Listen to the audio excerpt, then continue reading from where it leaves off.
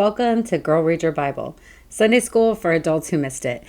I'm Nicole Woltz, your host for this podcast, brought to you by 522gals.com, a website dedicated to personal development and spiritual growth. Please go and check it out and sign up for our email subscription so that you can stay in the know about very exciting products that we have coming up. I have some things that I'm really looking forward to and we're working on specifically for the new year, but there's some really good stuff ahead and you don't want to miss it. So make sure you sign up for our email list. You'll also get an email notification every time that there is a new episode of Girl Read Your Bible to let you know what that episode is going to be about, to remind you to listen and not to miss a thing, because there is so many good takeaways and things that we can learn from and that is going to apply to our lives. Like this week's episode, which is titled Walking into God's Blessing, because we are studying the life and journey of Jacob. And this is a pivotal part of his story. This is a turning point for him, and it's something that is really going to resonate with a lot of us. It personally resonates a lot with me and things that I have been through, and that you can just have, there's a lot of good takeaways today that's going to help you and strengthen your walk and just help you to see God in the movements that you're taking and be reminded and encouraged to take those movements. It is time, girls. It is time to walk into the blessing of God and know exactly where that comes from. And we can see a lot of God's hand and his work carried out in the life and journey of Jacob. And so we are going to dive into that story today. We've already been talking about Jacob for a few episodes, and this one's really going to wrap up most of his story. He'll continue into the next one a little bit, but he won't be as much of the main character. So this is wrapping up a very important foundational historical figure in the Bible, because when they refer to their God all the way throughout the rest of the Bible, they'll often say, I serve the God of Abraham, Isaac, and Jacob. So it's been important to know who these figures are so that we understand who the God is that they're referring to. And that's who we serve, guys. We serve the God of Abraham, Isaac, and Jacob. And he is the same and able to do exceedingly abundantly more than we ask or think. And we can see how he shows up for these people in their journeys. And their lives are not perfect and blissful and wonderful like we would like to imagine this fairy tale existence could potentially be. Because the reality is life has some challenges. Life has some struggles and disappointments for sure. But we can see in their lives, like we can see in our life, that God shows up. He lends a hand. He points direction. And he blesses us with unmerited favor, as he is going to do for Jacob, as he has continued to do.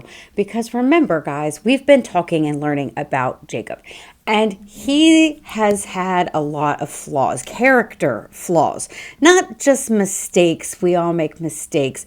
Jacob at the core has had character flaws. He was a trickster. He deceived his brother. He deceived his father. He is on the run. He has now been tricked by his now father-in-law to work an exceedingly long time just so that he could be with the woman that he loves. Incredible story. If you didn't already hear that one, you want to go back and listen to the last one, the Bible's greatest love triangle, because that is all about his devotion and love for Rachel and how he has just been working for years, laboring for the love of his life. And they've had multiple children now. I think they're up to 11 children. Oh, actually, they're up to 12 counting the daughter. They have 11 sons and a daughter. And there's another one coming. That's why I said that. In any case, they are now feeling like it's time to move forward in life. And how many of us get to this place where we just have this knowing that it's time to move forward? The season has set on where you've been or what you've been doing, and you know that God's calling you into something that he's told you or promised you. And that's why I think this story is going to be so impactful today, because it really resonates with God calling us higher, calling us into a new season. Because Jacob has been working now for 14 to 20, because we're going into the rest of the story, but he's been working now for almost 20 years for Laban, and that's a long time. So this isn't short seasons, just like in our lives. We're not doing things for tiny seasons and just waiting for God to tell us what to do next week. This is long seasons that he's been waiting on his next assignment or time frame, and he's been patient, and he has been learning things in this time. And we can see that. We can see his character development, because while we notice that he had flaws, we can see his growth. And that's incredibly encouraging too, because it reminds us that we have had flaws too. And growth is the whole point. That's the whole point of life, in my opinion, is that you continue to grow and mature and learn things and become the person that God has created you to be. And that's the journey of life to me. And so this is what we're seeing play out in Jacob's life. And it's really cool, because we don't want to hold the memory of, even though I've harped on it a little bit, the memory of Jacob as a trickster and the memory of his mistakes that's caused him to even be in this situation, that's caused him to be on the run.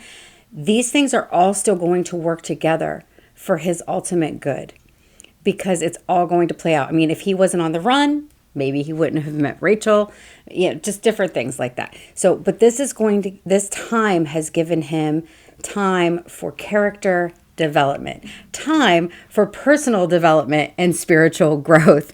And we're going to see that play out in his life, because he now knows that it is time to be moving on. And so we're starting today in Genesis chapter 30, but we're starting halfway through, because that's where we ended last time.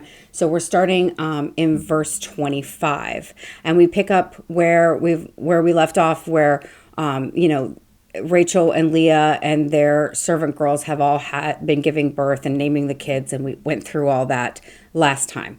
So we're coming into Jacob's awakening and really knowing that it's a new season. Soon after Rachel had given birth to Joseph, Jacob said to Laban, remember his father-in-law, "Please release me so I can go home to my own country. Let me take my wives and children, for I have earned them by serving you, and let me be on my way. You certainly know how hard I have worked for you."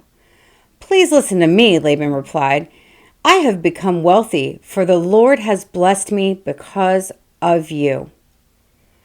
Tell me how much I owe you, and whatever it is, I'll pay it." We're going to keep going in a second, but that's a really good takeaway scripture that I want you guys to really remember and meditate on and just process through, because this is a life scripture for all of us. Laban, who is, by the way, he acknowledges the God of Jacob, but he's not a follower of the God of Jacob. And so he's acknowledging, even though he feels outside of, this isn't his chosen God that he's serving, but he's still acknowledging that he has been blessed because of Jacob. And I think that is something that we can all claim and identify with. The people that we work for, that we surround ourselves with, they're blessed because of us, because you carry the favor of God on your life. And therefore, whatever you put your hand to is blessed. So long as you believe it, so long as you do things with integrity, so long as you activate that belief, the people around you will be blessed regardless of where they're falling in their faith. The Bible tells us it rains on the just and the unjust. And that's often because it's a blessing for us. It's not like we're not going to separate from over here. These other people will be blessed through you regardless of their own beliefs. You carry tremendous authority and power. And we're seeing that right here in this scripture, where Laban is even acknowledging it. It should be enough for him to turn to the Lord, the real true God, but it hasn't. So in any case, it's still enough for him to acknowledge that he has become wealthy because of Jacob. He's acknowledging the blessing and favor on his life. And that is something I want to see more in my life. And I know you want to see in your life as well. So that's a really good scripture to really pray on and meditate on and activate and apply to your own life, that belief. Tell me how much I owe you and I'll pay it. Jacob replied, you know how hard I've worked for you and how your flocks and herds have grown under my care. You had little indeed before I came, but your wealth has increased enormously. The Lord has blessed you through everything I've done. But now, what about me? When can I start providing for my own family? See, Jacob knows it's time. He's got a lot of kids now. He knows it's time to be going into a new season. He can just feel it. What wages do you want? Laban asked again, and Jacob replied, don't give me anything. Just do this one thing, and I'll continue to tend and watch over your flocks. Let me inspect your flocks today and remove all of the sheep and goats that are speckled or spotted, along with all the black sheep, and give these to me as my wages. In the future, when you check the animals, you will see that you've given me as my wages. You'll see that I have been honest. If you find my flocks and goats without any speckles or spots, or sheep that are not black, you will know that I have stolen from you. This is a lesson in integrity as well. Jacob is striking a deal with him and giving him a really honest way, because like I said, Jacob wasn't always an honest person, and so it's almost like he's making sure that he's not accused of things, that he's showing his growth, showing he's changed. He's even willing to prove it. He's not like, let's go out and count them off, or there's probably a multitude of different ways that they could have divvied up this wealth of herds, but he's picking a way that no one can accuse him of anything, because he needs to be able to prove to others that he walks in integrity. However, unfortunately, karma is still coming full circle, because Laban's about to trick him anyway. All right, Laban said, it will be as you say. He's lying.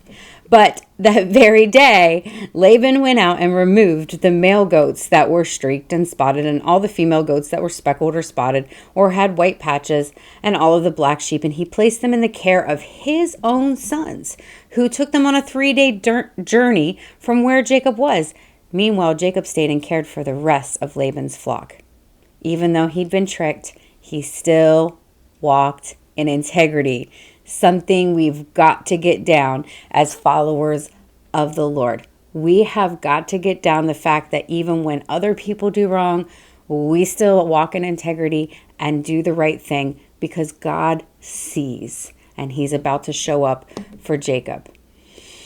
Then Jacob took some fresh branches from poplar, almond, and plane trees and peeled off the strips of bark, making white streaks on them. Then he placed these peeled branches in the watering troughs where the flocks came to drink, for that was where they mated. And when they mated in front of the white streaked branches, they gave birth to the young that were streaked, speckled, and spotted. We did talk about this briefly last week, because I found this quite an oddity, that this is how you can create streaked and spotted animals by this practice that they did. I wonder if that's still true today. I'm still a mystery to me. That seems particularly odd, but that's how it happened. And at mating time, he turned the flock to face Laban's animals that were streaked or black. This is how he built his own flock instead of increasing Laban's. So see, the deal was he was supposed to take those originally, kind of marked or flawed animals as his own, but Laban snuck out and stole them and sent them off, so there was nothing for Jacob. So Jacob's like, that's okay, I've got a backup plan, and I'll just start creating a new herd. And that's what he's going to spend the next couple of years doing. Whenever the stronger females were ready to mate, Jacob would place the peeled branches in the watering troughs in front of them, and they would mate in front of the branches. But he wouldn't do this with the weaker ones, so the weaker lambs belonged to Laban, and the stronger ones belonged to Jacob. Because he's being shrewd, and the Bible tells us to be shrewd as serpents and innocent as doves. So he's not doing anything against what he said he would do, but he is being shrewd. He is being very clever with this And again, he didn't like retaliate. He didn't go fight with Laban about this. He just found an intelligent solution. And that's something I think we're called to do a little bit more as well. That's a takeaway for me from the life of Jacob, is be a little shrewd and wise about your methods, and not maybe so much so to pick a fight. He's just like, all right, we made a deal and you're going to honor it one way or the other. And he's found a way to make that really to his benefit. So, as a result, Jacob became very wealthy, with large flocks of sheep and goats and female and male servants and many camels and donkeys. And we are going on to chapter 31. But Jacob soon learned that Laban's sons were grumbling about him. Jacob has robbed our father of everything, they said. He has gained all his wealth at our father's expense. Now, remember, guys, just because it's in there doesn't mean that's true. That's what they're saying. That's the truth of the matter. But that's not what happened. The wealth came from Jacob's work in the favor of God anyway. And then Laban tried to trick him out of it. So that's not, Jacob hasn't stolen anything from him. He's just gone in to claim what he worked for and to do what was right and fair. But they're having problems with it. You know why? Because sometimes people who don't follow God, especially, can't see the reality. They can only see out of greed or out of the lens of which gives them the favor, or it's always somebody else's fault. How about you guys? Where are you guys working at? You apparently these flocks and all this stuff was better off because Jacob came around. Where were you guys with the work all this time creating this? I mean, come on. They're not being fair to Jacob. They're not being honoring, and it's a reflection because he is chosen of God, and if they're going to dishonor him, it is equal at this point to be dishonoring to God, and they're going to pay for it. Jacob began to notice a change in Laban's attitude towards him. See, when he was making money or profit or whatever for Laban, when he was helping Laban build his wealth, Laban thought he was great. When Laban could take advantage of Jacob and make him work 14 years for two of his daughters, one of which he did not even want. When Laban's wealth and animals, whatever, was building, he had all kinds of warm, fuzzy feelings about Jacob and this person who he is gaining greatly from. But once he realizes Jacob's actually starting to make his own way, and once he realizes he's not just there to be building his wealth anymore, now his attitude has changed. And how messed up is that? Because remember, this is his son-in-law. This is the father of his grandchildren. If he was a man with honor and integrity, he would want good things for Jacob because it's still his family line. It's still his grandchildren that are going to benefit from this. It shows you a lot about Laban. Friends, watch out for the Labans in your life. They're around. Pay attention. But mind you that as the example from Jacob, he's still honoring and still has integrity when it comes to dealing with Laban, even though Laban doesn't reciprocate, because we're called to treat people the way we want to be treated, not the way they treat us. So Jacob has learned. Look at all the character growth we're seeing here. This is huge character growth. I want the same for me. I want my personal development and spiritual growth to be exponential, much like Jacob's, because he is really showing to be a completely grown man, a completely different man than he was at the beginning of his story when we met him and he was tricking everybody out of everything and being quite the mama's boy. He had to leave his home to grow up. And he did grow up. And now he knows Laban's attitude towards him is changing. He knows it's time. It's time for a new season. It's time to step into something different. It's time to reclaim the promise God had given him. He took this blessing from Esau. He received the blessing from his father. He knew that it was his destiny to fulfill God's promise that he'd made to Abraham, to Isaac, and now would fall to Jacob. He knew these things to be true, and now he knew it was time to start stepping into more. And he'd been patient, and he'd been diligent, and he'd been a hard worker. He wasn't rushing through life. That shows incredible growth right there, friends, because that's one I struggle with. I like to rush through things and rush on to the next season. And God's like, I got something for you right here in this season. But the people around you will sometimes help with delivering that message.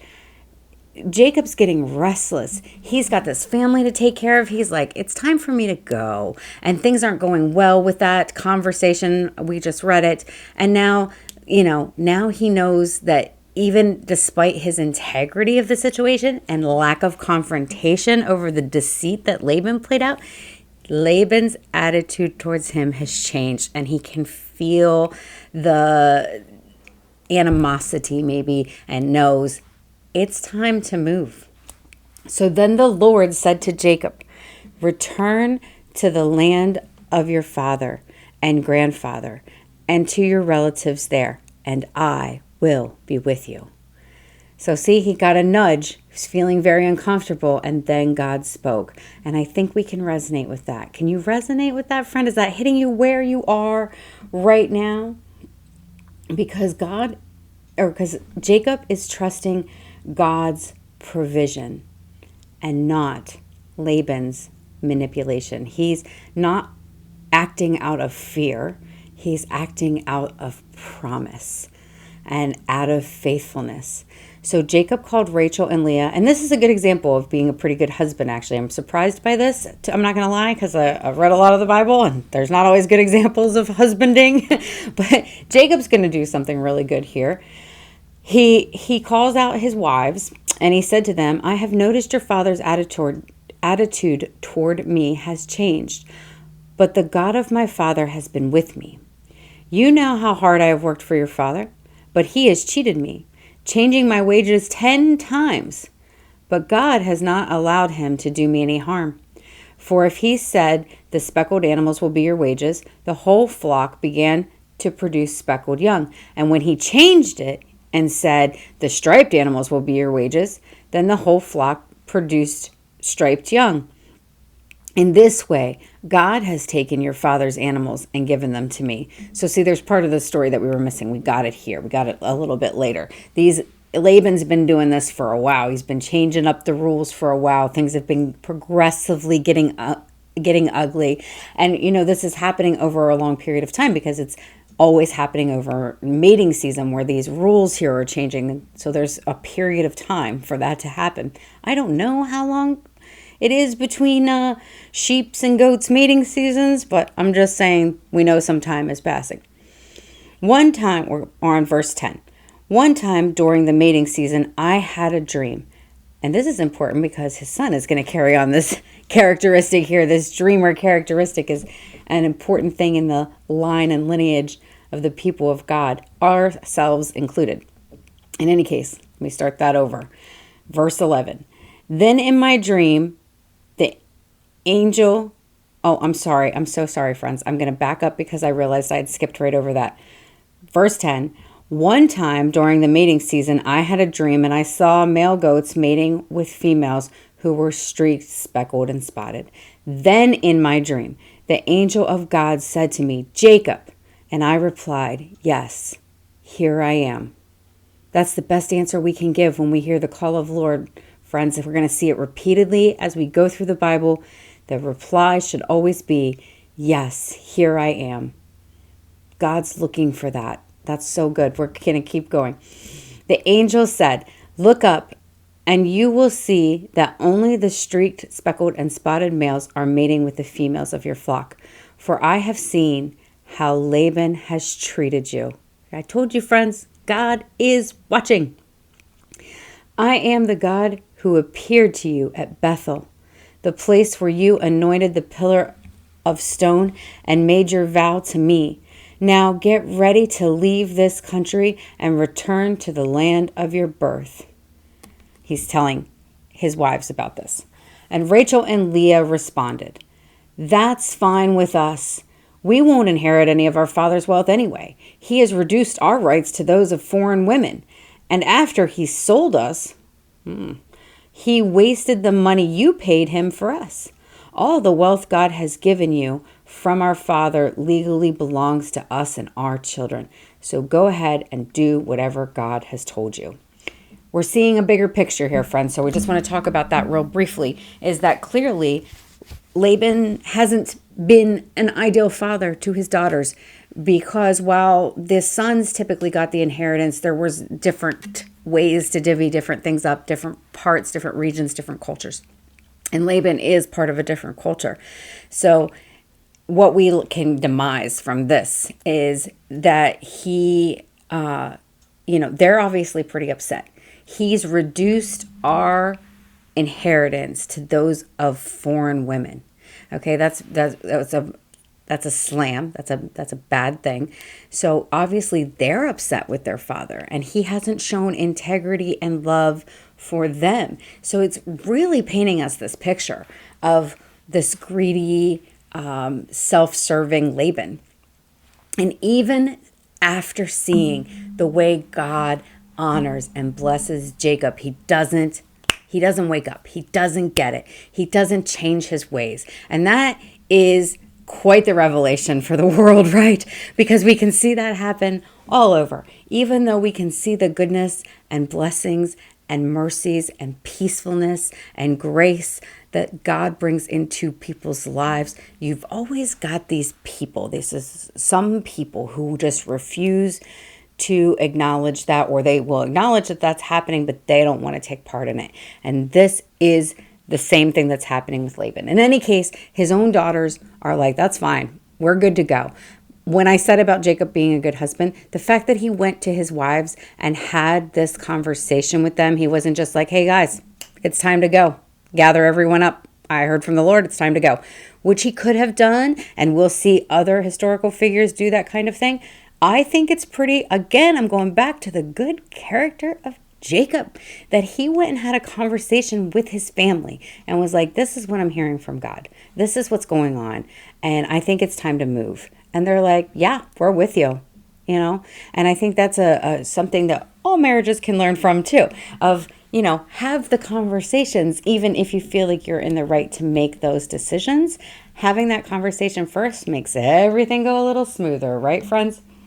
So in any case, let's go back. So, and they're like, go ahead and do whatever God has told you. And we're to verse 17 now. So Jacob put his wives and children on camels and drove all of the livestock in front of him.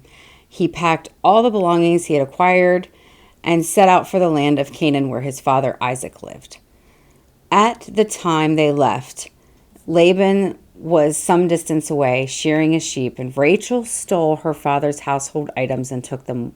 Household idols. This is why we know that that Laban was not a follower of God, because he had household items. And this is where we see our first glimpse. Well, not first glimpse. We know Rachel's got some issues because she's constantly jealous of Leah. She wasn't able to have children. She's now had children. She gave birth to Joseph, and she's got some issues, we know, because she took her father's household idols. She shouldn't have wanted anything to do with them.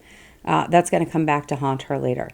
Jacob outwitted Laban, the Aramean, for they set out secretly and never told Laban they were leaving. So Jacob took all of his possessions with him and crossed the Euphrates River, heading for the hill country of Gilead. I don't know. 3 days later, Laban was told that Jacob had fled, so he gathered a group of his relatives and set out in hot pursuit. He's mad. Even the Bible said, set out in hot pursuit. He caught up with Jacob 7 days later. He must have been in hot pursuit because remember, 3 days have passed before he even learned, and a week later he catches up with them. So yes, he was in hot pursuit. He caught up with them. So, but the previous night, God had appeared to Laban the Aramean in a dream and told him, I'm warning you, leave Jacob alone. See, this is the thing with the cultures of this day, and they had many gods, but our God would have still been one that they would have acknowledged. They just didn't see him as the one head God. So like he's acknowledging, he's seeing that Jacob's God is approaching him, and he knows this is a powerful being. He knows enough to listen, but still doesn't quite know enough to change his ways and get on board. Laban caught up with Jacob as he was camped at the hill of Gilead. Sorry if I'm reading this wrong, guys. Gilead, I think it's pronounced. I don't know. And he set up his camp not far from Jacob's and then approached him. "What do you mean by deceiving me like this?" Laban demanded. "Hello, pot calling the kettle black. Talking about deceiving him. He has been deceiving and tricking Jacob for years at this point. How dare you drag my daughters away like prisoners of war?" Remember the same daughters who he belittled their inheritance to that of foreign women, and they're already upset with him. So look at him trying to act like he cares about his family now. A little strange. "Why did you slip away secretly? Why did you deceive me? And why didn't you say you wanted to leave? I would have given you a farewell feast with singing and music accompanied by tambourines and harps. Why didn't you let me kiss my daughters and grandchildren and tell them goodbye? You have acted very foolishly. I could destroy you. But the God of your father appeared to me last night and warned me, leave Jacob alone. I can understand your feeling that you must go and your intense longing for your father's home. But why have you stolen my gods?" Now Jacob, "I rushed away because I was afraid," Jacob answered. "I thought you would take your daughters from me by force." Because he already knows he can't trust them. Calling him out, because that's probably what actually would have happened. "But as for your gods, see if you can find them, and let the person who has taken them die. And if you find anything else that belongs to you, identify it before all of these relatives of ours, and I will give it back." But Jacob did not know that Rachel had stolen the household gods. Laban was the first one to check the tent. And I'm going to summarize some of this for you. And girl, that doesn't mean it's not important. It means I want you to read it for yourself. I don't need to go over each and every line here. It's taking up a lot of time. I want you to read the Bible for yourselves. This is just designed to help you. In any case, they're going to have some back and forth. Laban's going to go and check it out. He's not going to be able to find anything. Rachel's hiding it because she's sitting on it and saying she can't get up because it's this time of month. And he's okay with that. So she was pretty clever at hiding what she'd stolen.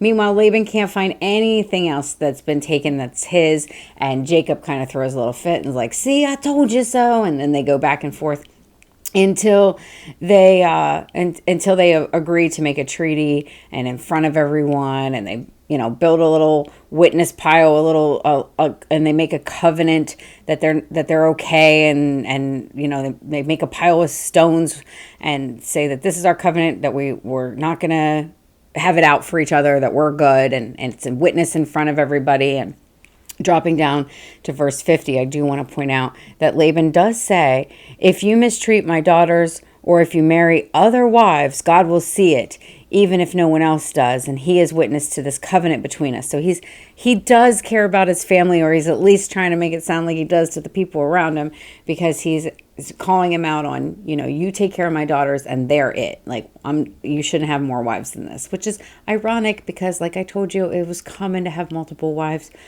in that day. But of course, Jacob agrees, and they take this oath before God, and Jacob offers a sacrifice there, and then Laban gets up early the next morning, kisses his grandchildren and his daughters, and blessed them, and then he returned home. And that's really wrapping up Laban's story, but not Jacob's, because we're actually getting to some really good, memorable stuff, and that's going to continue into chapter 32.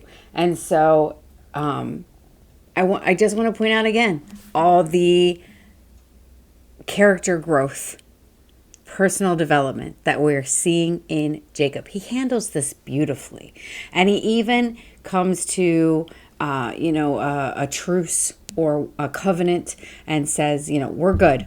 Promise me we're good. And he knows it's important to not have a lot of enemies out there coming for you.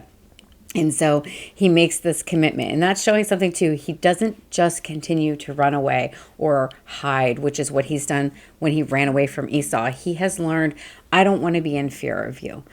I've done the right thing. I kept my integrity. I just proved it to you. And I don't want this animosity. I don't want to feel like we have a problem. Like, let's make a covenant and a truce that we're good. And that is, again, like they're making a peace treaty, essentially. And that's a good thing because he's showing them like what really matters. Huge development and personal growth for Jacob. But we're going to keep going because this is where the story gets super good. As Jacob started on his way again, we're in chapter 32, guys, verse 1. As Jacob started on his way again, angels of God came to meet him. When Jacob saw them, he exclaimed, "This is God's camp." So he named the place Mahanaim. Sorry with the pronunciation again. Then Jacob, who had just made peace with his father-in-law and realized the blessing that was, and knows where he's headed, and is thinking on these things, and being in the presence of the Lord, again has another light bulb moment of personal development and spiritual growth. And he realizes he's headed home. He's headed home for the first time in 20 years. And when he left home, things were not good. And he's about to head home to where his brother is. You know, the same brother that he tricked out of everything and wants to kill him, which is why he ran for his life. And so he gets some wisdom here. Jacob sent messengers ahead to his brother Esau, who was living in the region of Seir in the land of Edom, and he told them, "Give this message to my master Esau. Humble greetings from your servant Jacob. Until now, I've been living with Uncle Laban, and I now own large flocks. I have sent these messengers to inform my Lord of my coming, hoping that you will be friendly to me."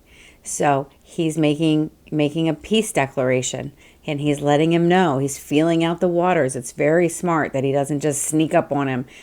He's letting him know.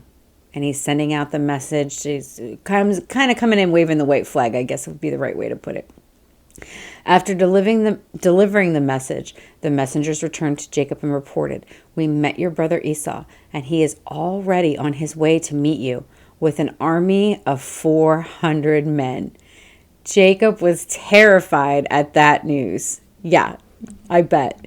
He divided his household along with the flocks and herds and camels into two groups, and he thought, if Esau meets one group and attacks it, perhaps the other group can escape.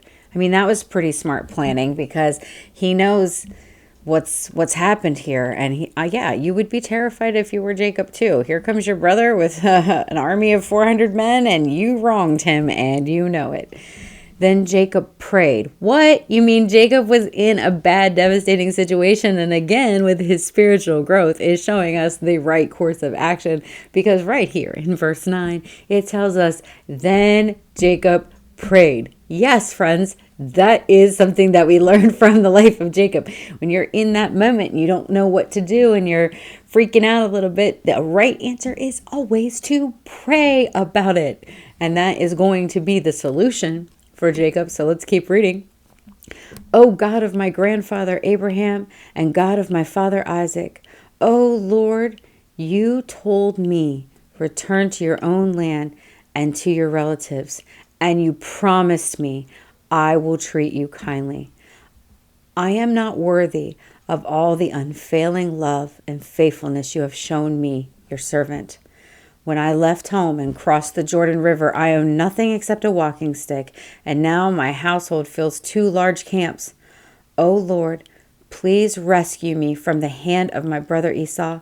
I am afraid that he is coming to attack me along with my wives and children, but you promised me, I will surely treat you kindly, and I will multiply your descendants until they become as numerous as the sands along the seashore, too many to count. What an incredible prayer, friends. Jacob is coming to God humbly, but also reminding God of his promises. That's also his way of saying, I trust you. You told me this, so I know you're going to work this out. He is staking that claim and identifying with the promise God gave him, and not reminding God as if God is forgetful, but letting him know that he also, I remember, I know, I believe you promised me, so I know you will make this okay, even though I don't deserve it, even though I had nothing, but you said you would treat me kindly, and I know that you will. And so he's making a declaration, and he's praying and counting on God. And it's such an incredible example for us. That's the prayer. I want you to type it out or write it down and just put it on your own wall. Even though it's really about Esau, and that there's a lot that you can get out of it. Even if you only go, from, let's say, verse 12, but you promised me I will surely treat you kindly and multiply your, you could say descendants, but you could put in blessings until they become as numerous as the sands along the seashore, too many to count. What an incredible prayer for you and I. Continuing on to verse 13, Jacob stayed where he was for the night, then selected the gifts from his possessions to present to his brother Esau. Why, friends? Because when somebody's coming after you, a good thing to do would be to get them some gifts. Trying to barter his way out, or trying to, I don't want to say buy his forgiveness, because it's a little more honoring than buying his forgiveness. It's showing it. It's showing up. It's saying, I wronged you, and here's an effort to make peace. It's an effort. And so that's really wise of him. And he's pulling out a bunch of animals. Please read that for yourself. There's all kinds of numbers there. He divided these animals into herds and assigned them to different servants. And then he told his servants, go ahead of me with the animals, but keep some distance between the herds. He gave these instructions to the men leading the first group. When my brother Esau meets you, he will ask, whose servant are you, and where are you going, and who owns those animals? And you must reply, they belong to your servant Jacob. So he's even putting himself in a humbled position by saying, he continually refers to himself as Esau's servant. And that's just a way of showing honor and asking for mercy, really. But the gifts are for his master Esau. Look, he is coming right behind us. And Jacob gave the same instructions to the second and to the third herdsman. You must say the same thing to Esau when you meet him. And be sure to say, look, your servant Jacob is right behind us. So see, this is really clever of Jacob. I'm sure this was knowledge and wisdom that came from the Lord, because he's sending out multitudes. I think it was 3 different sets. So these people keep running into Esau to appease his anger and to show genuine, authentic apology. So this group is running into you and saying, these are my master Jacob's, and they're for his master Esau, their gifts. And then the next group says the same thing, and the next group says the same thing. And I think each time, I would guess that each time Esau's anger is dissipating a little bit, and he's seeing some authenticity, and he's seeing some growth in his brother, who was previously a trickster, just showing this olive branch and just showing this honor to his brother. And so that's a good thing. Jacob thought, I will try to appease him by sending gifts ahead of me, and when I see him in person, perhaps he will be friendly to me. So the gifts were sent on ahead, while Jacob himself spent the night at the camp. And during that night, this is an important story, guys. Important story. Well, it's a familiar one. So if you had been in Sunday school, you definitely would have at least heard this part. So we're going to start with verse 22. During the night, Jacob got up and took his 2 wives, 2 servant wives, and his 11 sons, and crossed the river with them. After taking them to the other side, he sent all of his possessions over. This left Jacob all alone in the camp, and a man came and wrestled with him until dawn began to break. When the man saw that he would not win the match, he touched Jacob's hip and wrenched it out of socket. Then the man said, let me go, for dawn is breaking. But Jacob said, I will not let you go until you bless me. And what is your name? The man asked. And Jacob replied, Jacob. Your name will no longer be Jacob, the man told him. For now on, you will be called Israel, because you have fought with God and with men and have won. Please tell me your name, Jacob said. Why do you want to know my name? The man replied, and then he blessed Jacob there. And Jacob named the place Peniel, which means face of God. For he said, I have seen God face to face, yet my life has been spared.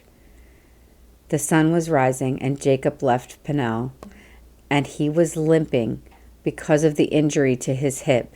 Even today, the people of Israel don't eat the tendon near the hip socket because of what happened that night when the man strained the tendon of Jacob's hip. So in some translations of the Bible, I want to back up because it's really important.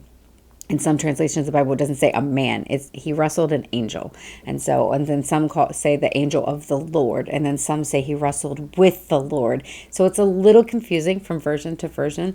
But the idea here is, he wrestled with the Lord. And it was, I don't have full wisdom and clarity on why in the world that happened or what all the deep meaning must be behind that. But Jacob wrestled and would not let go and would not give up and would not stop until he had the blessing of the man he was wrestling with. He knew there was something more spiritual going on there that I don't have all the insight to. And maybe someday I'll have a deeper, revelation of what all that meant. But at that time, significantly, he would not quit, would not give up. He knew how much it mattered to have the blessing of the Lord. And when the Lord asked him about it, he changed his name to Israel. The Lord changed his name to Israel. And that's where we get the whole country, the whole providence, the whole people, the Israelites. That's where the name comes from. Jacob's name, much like Abraham's name was originally Abram and was changed to Abraham, Jacob's name would now be changed to Israel. So, where Abraham to Abram was a close change, that we're not, this is a big change from Jacob to now Israel. But from him, that's where we get the whole name for all the things. I mean, this is an important part of the story, right? So it's funny, though, because I will say that Jacob is still often continually referred to as Jacob, where his name is now Israel, where that doesn't happen a lot of the other times when people change their names. That's just a side cliff note. In any case, it was an important thing that was happening, as Jacob has shown us continually that he has grown. As a person, he's grown in character, he's grown in integrity, he's grown in spirituality, he's grown in faith, he's grown in understanding the promises of God, and that is leading to him making good choices full of integrity. That is leading to him making good choices in obedience to God. God said it was time to leave and go back home, and that's a risk for Jacob. How many of us is God speaking to, saying it's time to step into the next season? And when God tells you it's time to step into the next season, it's likely that you were pretty comfortable in this one. Although things will become uncomfortable when you are staying somewhere for too long, just like things started to become uncomfortable for Jacob. And he was having this tension with his father-in-law, and he was feeling the urgings of the Lord, and he knew that it was time to move on and step into the next season. That action came with risks. That action came with effort. Friends, these are our takeaways for this week, for this episode, for our entire lives, actually, is that this is what it looks like to know that it's time to step into the next season and then actually take those steps. And every step of that journey was not covered in favor and blessing and got all green lights and the weather was perfect and everything was nice and it was an easy journey. No, that's not how the next step and next season was playing out for Jacob, and likely is also the same case for us. Each and every step is not on a fluffy cushion. Each and every step is not well planned out and without fumble or challenge. But he knew that it was time, and he obeyed God. And he knew and recognized the value of the blessing of God and wrestled with God all night, held on, wouldn't quit, suffered pain because he knew it was worth it. He knew how much it mattered. And as a result, he is Israel. Literally, he's the founding father of the Israelite people. His 12 children will be the 12 tribes of Israel that we still have today.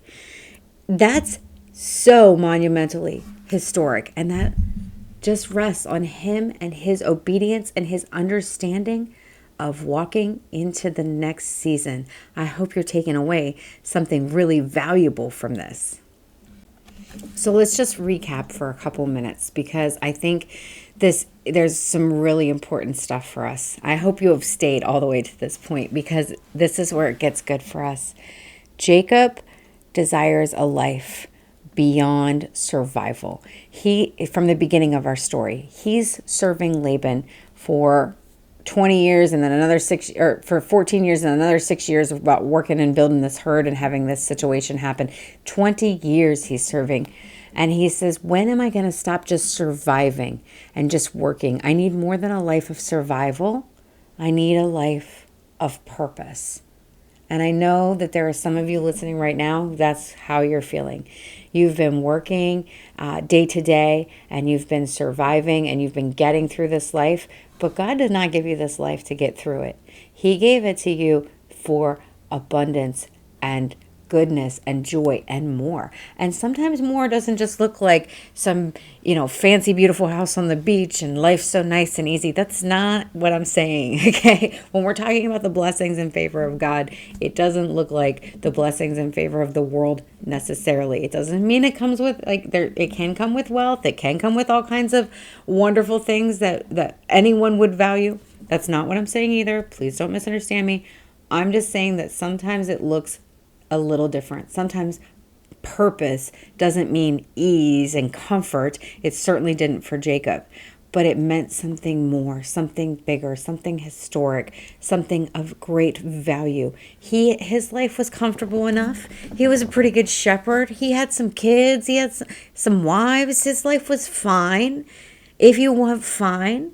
But Jacob knew it was time to move into a life of purpose, not just a life of survival. Take that away, marinate on that, journal about that this week. That's really, really valuable.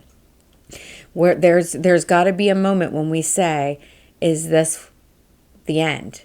Is this what I want the rest of my whole life to look like? Or is it time to make a change? Is it time to do something different? Is it time to do something more? Friends, I am not telling you to run out and quit your job. Now, if God is, go ahead. But that's not what I'm saying. Maybe it's time to add something to it. Maybe it's time to look for new communities or friendships or volunteer opportunities or something to get involved in that's going to create a more factor in your life than just the average typical, I go to work, I come home, I clean my house, we eat dinner, recycle, repeat. If you're in a recycle, repeat rut in your life, it's time to start looking for something with more purpose. Is this the end of your story? Is this what the rest of your life is just going to look like on repeat? No, you have the ability to change your world. Change your surroundings. And like I said, that doesn't just mean you're making a huge change. Maybe you're not moving to another state or another country. Maybe you are. Who knows? I don't know what's going on in your story. But when you prayerfully consider this, you absolutely know. And if you're curious about it and you're having a struggle of what's the Lord speaking to you, this is a really good time. This is where journaling is actually a really powerful tool that you can take full advantage of. You can sit down with a pen and paper and just talk to God and just start writing and see what's coming out of your heart. What's going on the paper and coming out of your heart. You'd be surprised how effective of a tool that is in a quiet space. Maybe you have some nice instrumental music playing in the background and you're just peaceful and still and say, what is the next step in my story? And then just start writing and see what God speaks and reveals to you. What are the promises that God has put in your life? If you don't take the steps Like Jacob took the steps. Jacob started putting together this herd. He didn't immediately just like take off like, okay, God said I should go. Like, I guess I'm going to pack it up and go. No, he took steps. It took a couple years, several years to grow this herd so that he could leave with something of value, so that he brought something of value with him. He made wise choices in preparation for the steps and for hearing from God. But he was making steps, taking action every day to move towards what he knew God was telling him. And that's our big takeaway. Jacob was trusting in the promises of God and taking and walking in action, not just waiting for permission. He wasn't waiting for Laban to come to him and say, hey, you know what? I think it's time for you to go. He wasn't waiting for some superiority, some supervisor in his life to come and say, you know what you should be doing? He wasn't waiting for someone else. He was trusting in his own relationship with God and trusting in the promises that God had made him. And he took steps to back up that action. And that is some of the many things that we can see in the life and journey of Jacob. And we can get a lot from his story because I can just keep going into it. So I recommend you read over this story for yourself this week. And I recommend that you journal quite a bit about it. And I recommend that you sign up for our email list because I've got some good stuff coming out to send you to correlate with this episode. Make sure you're also following us on social media. There's a really cool prayer that goes along with this week's episode that's going to be on our social media at 522gals. If you're on Instagram, it's at 522_gals. And follow us on those for the encouragement and the things that's going to partner with these episodes. It's really going to help you grow in your faith. Please, my friends, share this with a friend in your life that can use some encouragement that will help you grow together. Maybe you guys can have conversations about the reading this week, about what's going on about this episode and how it applies to your life. And you'll be surprised to find how much of an encourager you have in the people around you, because everything's better when we do it together.